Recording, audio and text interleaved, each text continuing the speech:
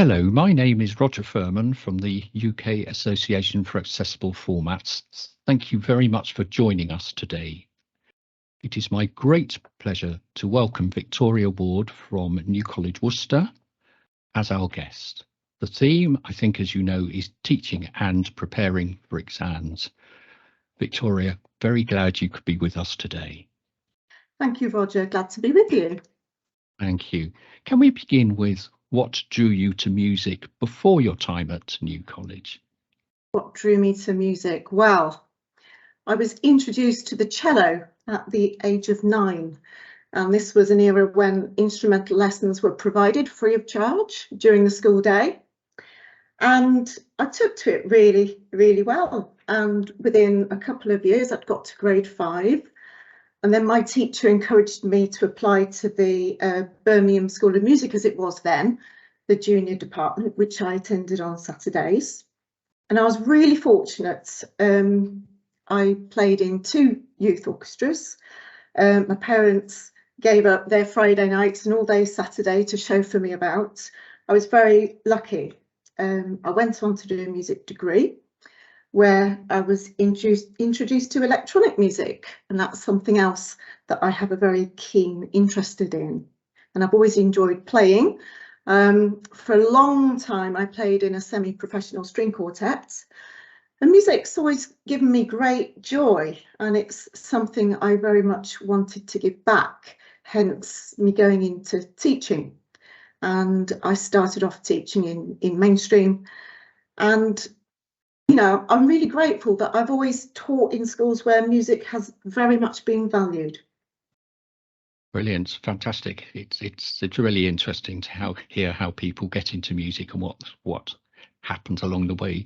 So can you recall what attracted you to apply to join New College Worcester?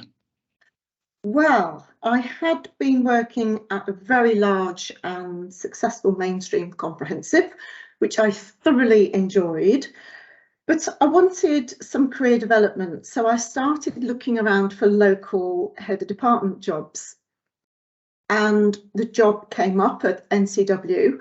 I had never heard of NCW. I didn't know a single thing about vision impairment, but I just went for it. I thought, well, I'll give it a go. I didn't know anything about the world I was entering. I didn't expect to be offered the job. And when they did offer it, I was pretty amazed. I just went for it. And I remember being told at the time that I'd be entering a very small pond, and they were right on that one. But anyway, I haven't looked back. I thoroughly love teaching at New College Worcester. So I'm guessing that was your first introduction to the world of Braille and Braille music and everything like that, from what you've just said about your introduction. Yes, it was, Roger, and it was very much in at the deep end. And when I first started, I would pick up a piece of Braille and I couldn't even tell you if it was the right way up. And back then, all the students worked in hard copy Braille. So I started in the year 2000, so that's quite a while ago. And I distinctly remember not liking the feeling of not being able to read what the students were writing. I felt illiterate, and that was a real incentive to learn.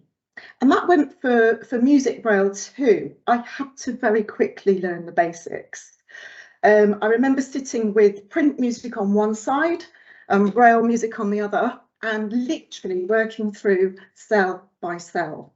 I had some marvellous students who helped me a lot, and also really supportive colleagues. And back then we had Duxbury, so we could produce resources electronically, but we still used Perkins a lot, and we used to thermoform our hard copy. So any mistakes, I had to try and squash the dots and try and resolve the situation. Anyway, I really enjoyed learning Braille, and it's a good job too, because at the end of my first year, I remember having to transcribe exam scripts. So I needed to get to grips with it quickly.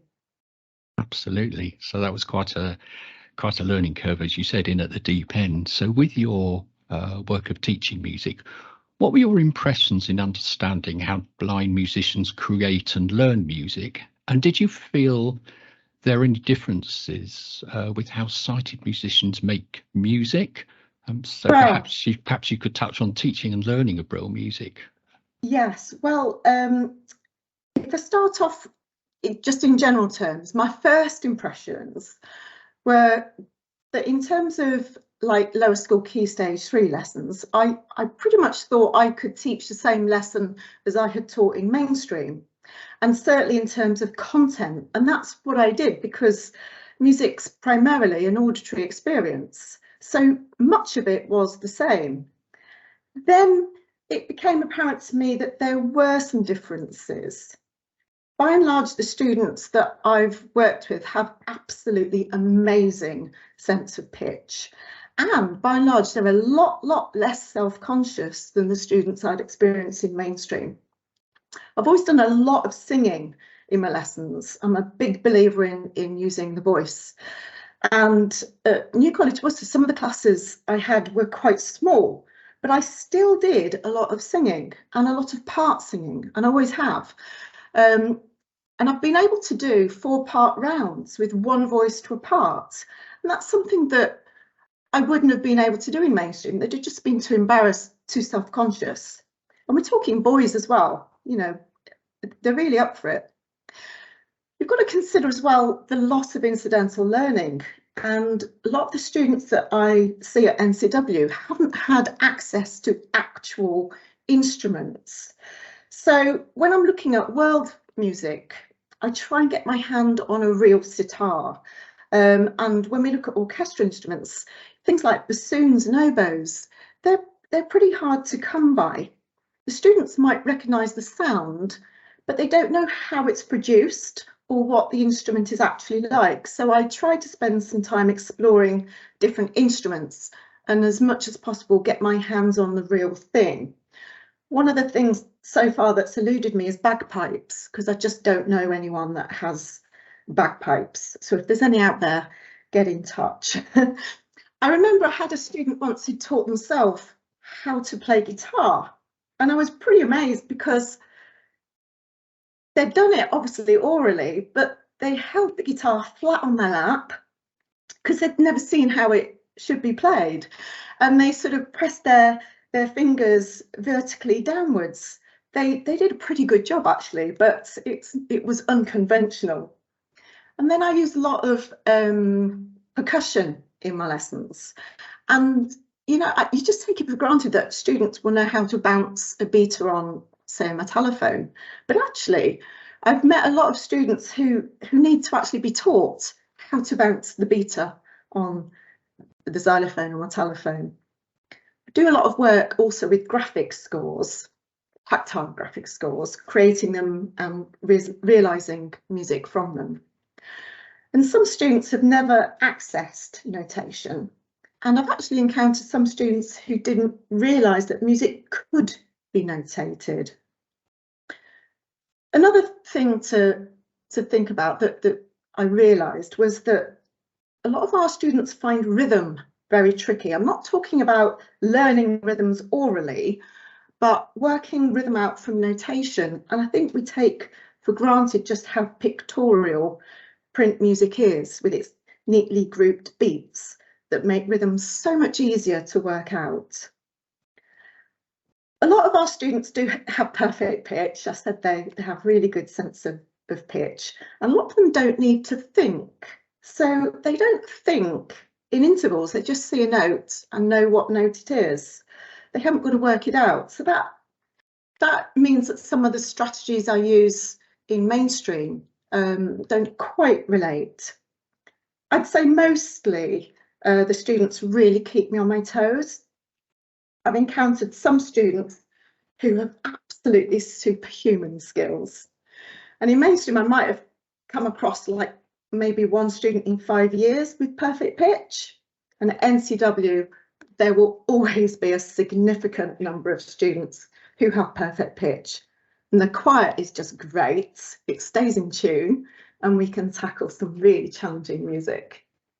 I do have students who may have some learning difficulties in some areas, but they may be truly amazing at music. And we've had some brilliant pianists who can improvise in any style and any key. And we've had several students achieve performance diploma on the piano, and their spatial awareness in leaping across the piano keys is absolutely remarkable. And singing has always been very strong. In terms of extracurricular music, I have seen a bit of a change over the years. The choir's always been very, very strong, but I would say there are fewer traditional ensembles. I used to have a recorder ensemble and we had a brass band. But now we've got a jazz group and a rock school. And if you think about it, those are based on an oral tradition. The groups where lots of pre-learning is involved are probably less prevalent now. We've got a musical theatre group and that remains very strong. And when you consider at the moment we've only got 73 students, I'd say about easily 30 are in the musical theatre group, so actually approaching half the school, and I think that's really good. Another thing that is very different is being totally reliant on memory. Now, of course, sighted musicians may be able to sight read, but actually this makes them pretty lazy at remembering things. And some of our students might take a lot longer to learn something, but once it's there, it's really secure. Now, the memory does need to be developed.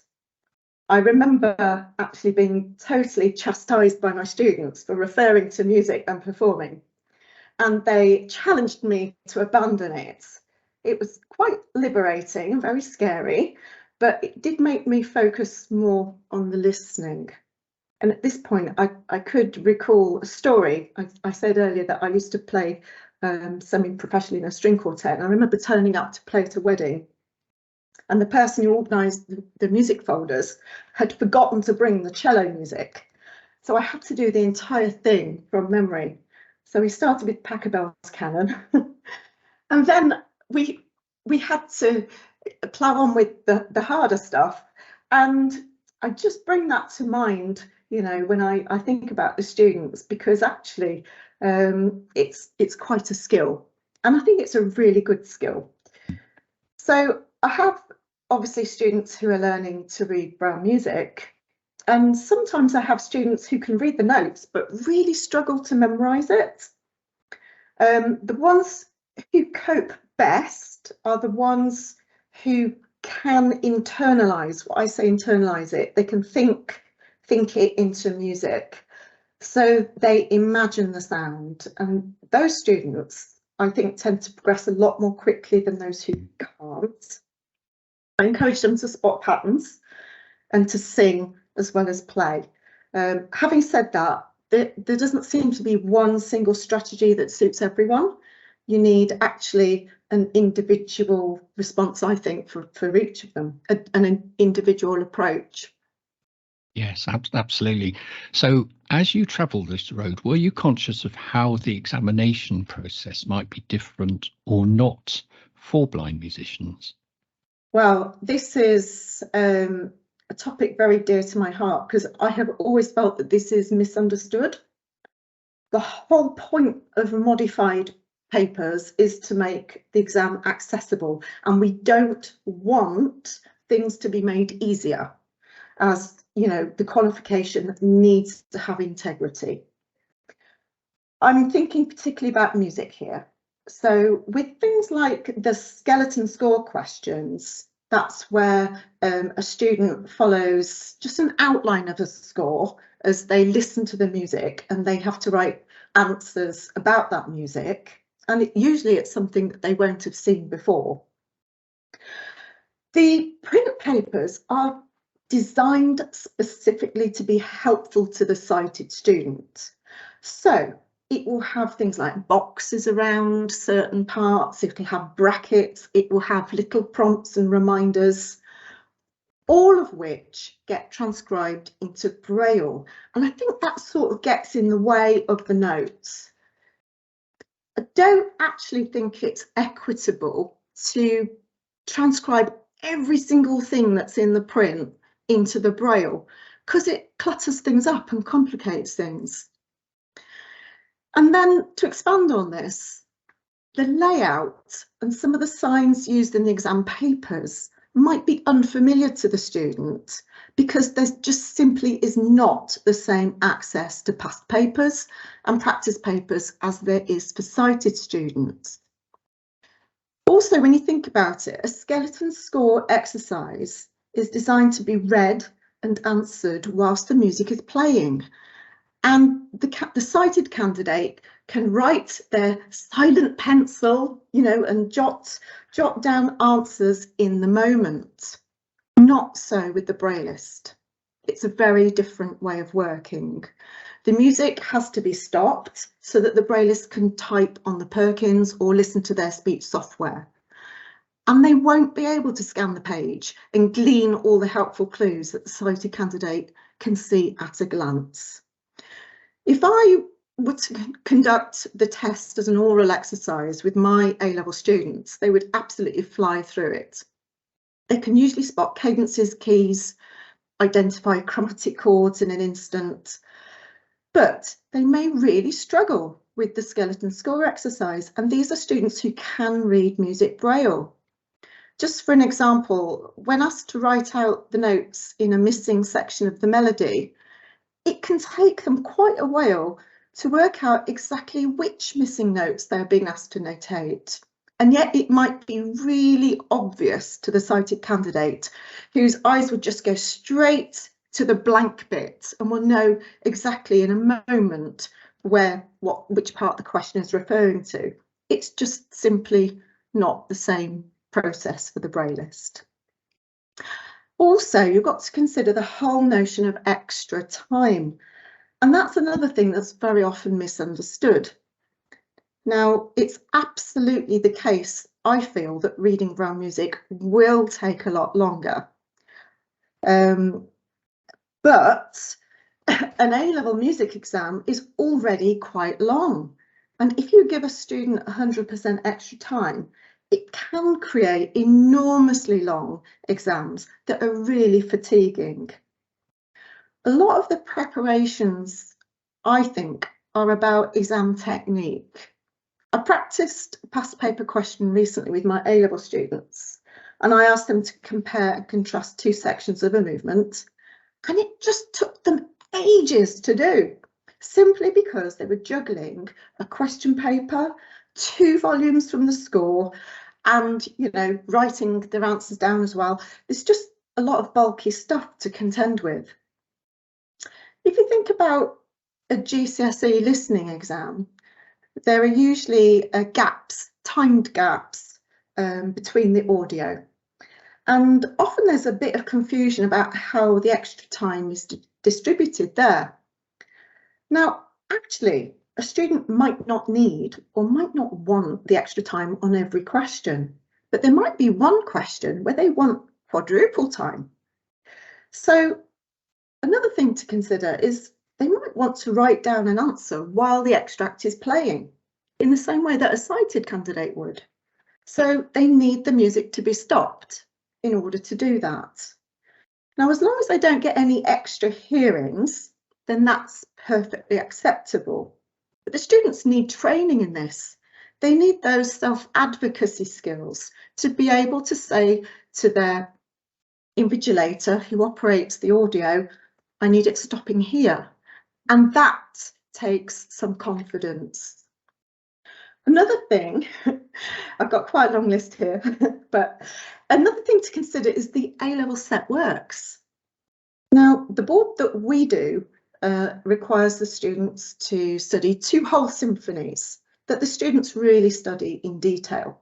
Now, you may think that the exam boards would commission these to be put into Braille, but no. We had to pay for them to be commissioned, and that was a significant expense, running into several £1000s. Now, We can't pass that cost on.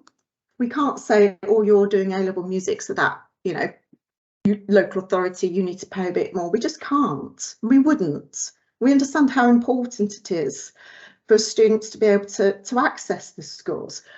But what I'll say, it certainly doesn't encourage other schools to provide Braille scores, not if it's prohibitively expensive. At the end of the day, I think mostly you have to really focus on exam technique. And some of the time is spent, you know, talking to the students.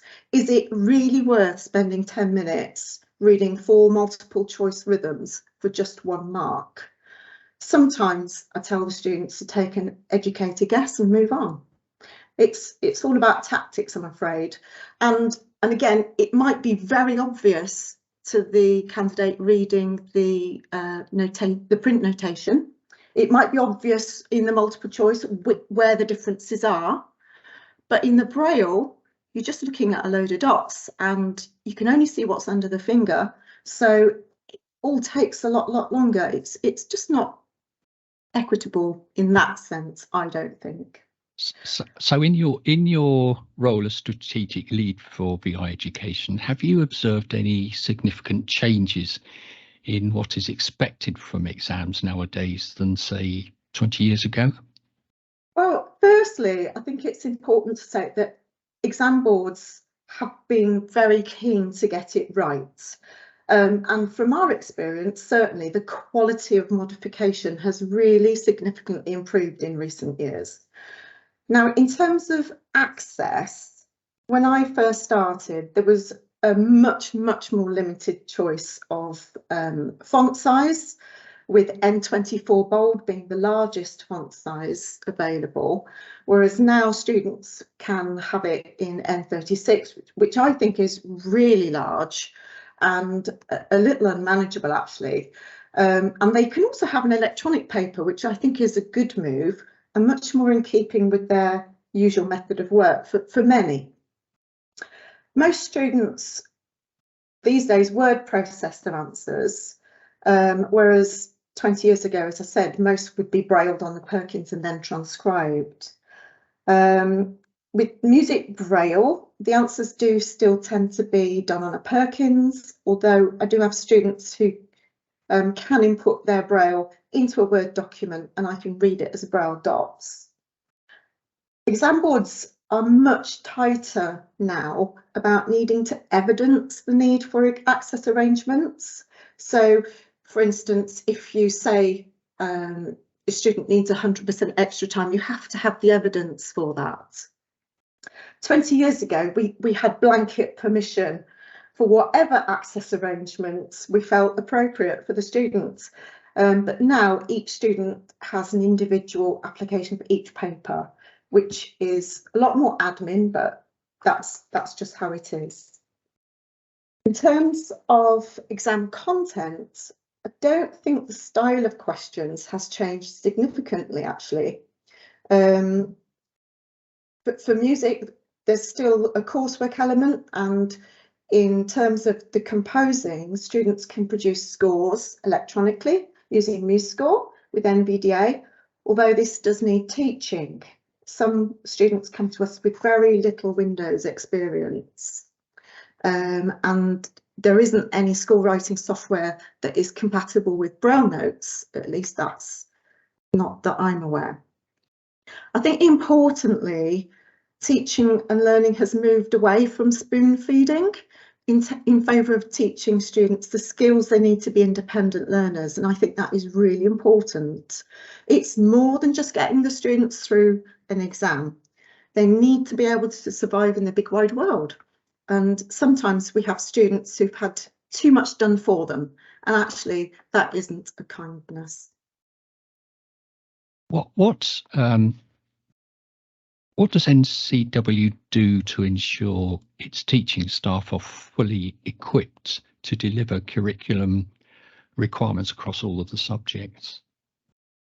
Well, all the teachers here are QTBI, and it's a mandatory qualification for anyone who teaches groups to children and young people with a vision impairment.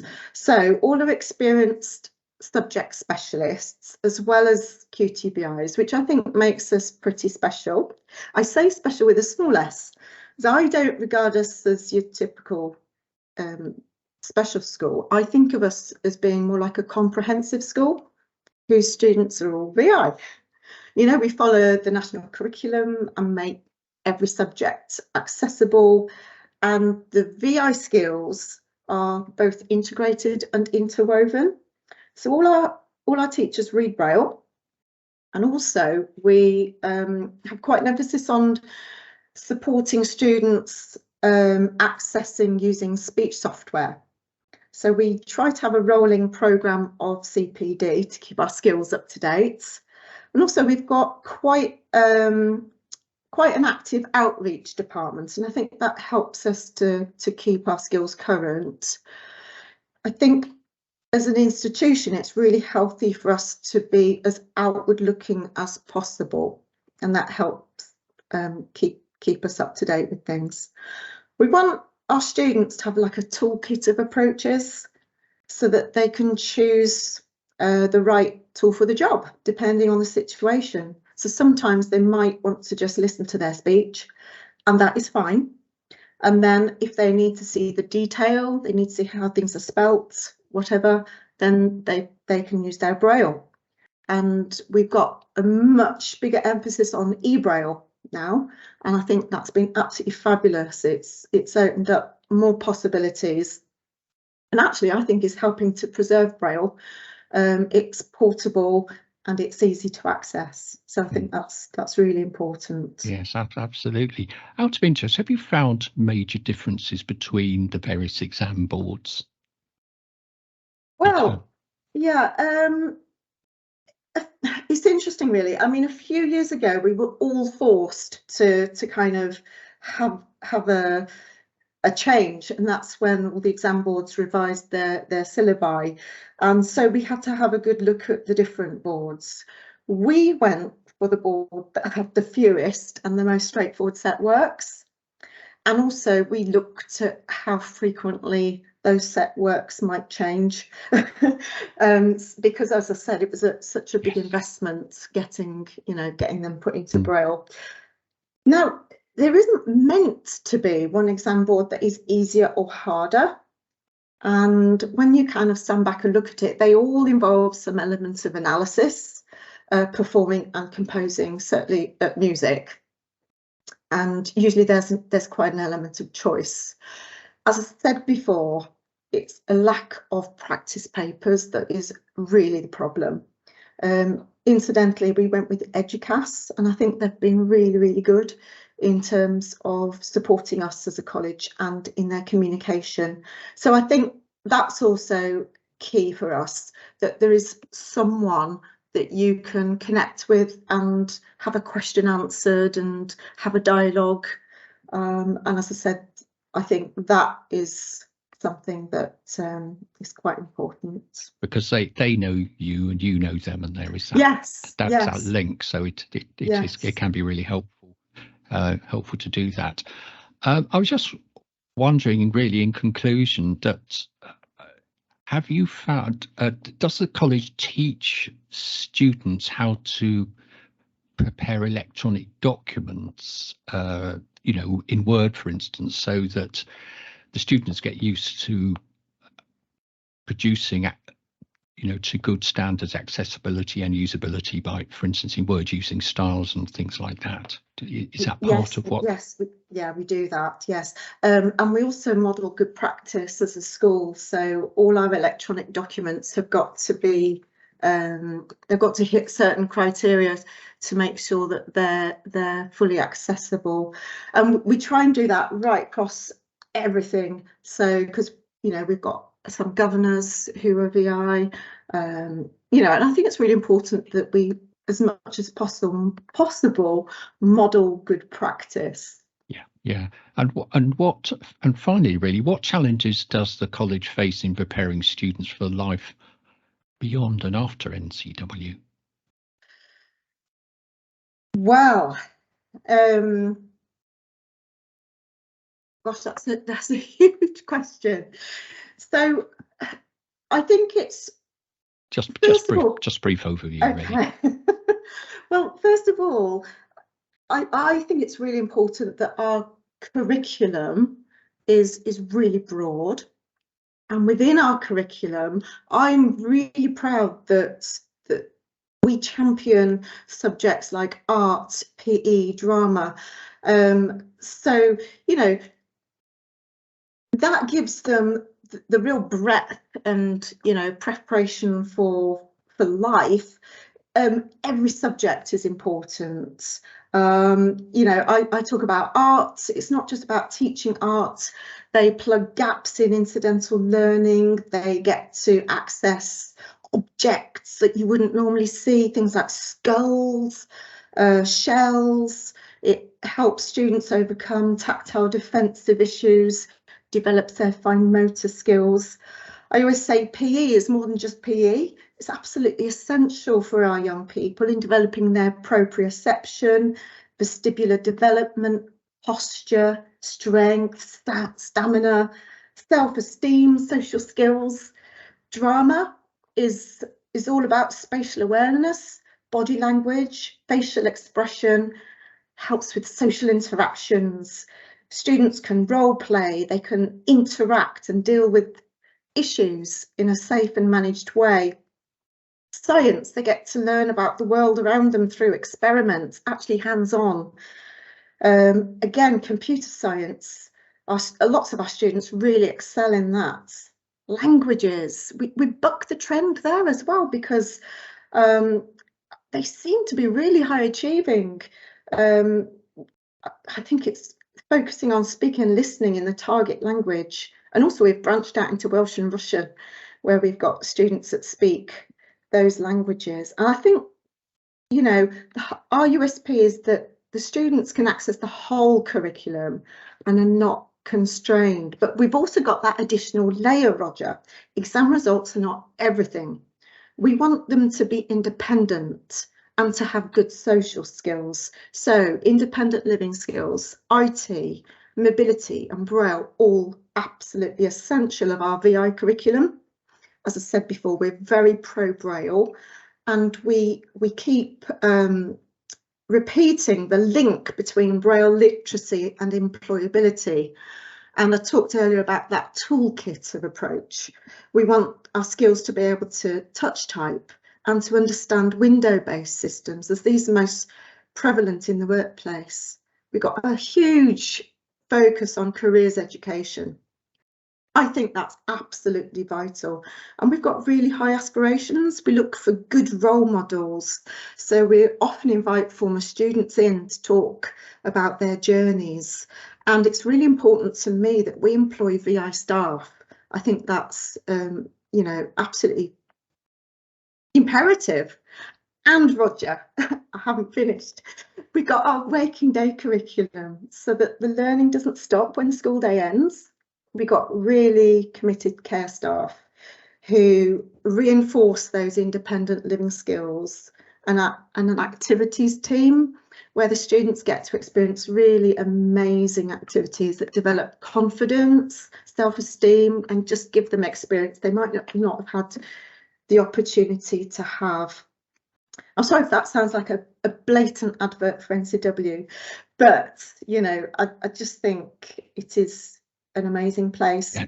And it may not be for everyone, and you know, we couldn't take everyone, but I think that's why our outreach is so important, that you know, we can share some expertise, and again, that's a two-way process. I wouldn't want us to exist as an isolated bubble.